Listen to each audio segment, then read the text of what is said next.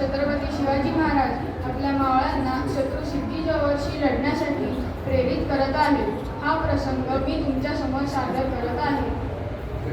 माझ्या जीवीच्या जिवलगांना, आज पौर्णिमा. पौर्णिमेला आपण चंद्रदर्शन घेतो, पण आज आभाळातल्या चंद्राला काळोख्या ढगांनी झाकलंय आणि स्वराज्याचा चंद्रमा सिद्धीच्या सैन्यानं फोडलाय.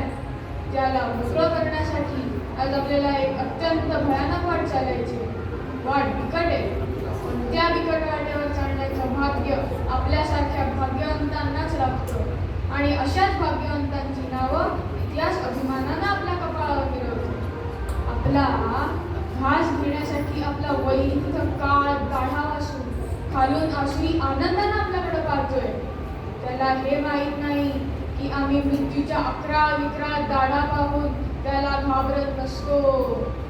आम्ही त्या मोजून त्याच्याच घशात घालत असतो. चला चला, आज सह्याद्रीच्या जंगलाच्या दाट ढगांमधून स्वराज्याच्या स्वर्गाची वाट शोधूया.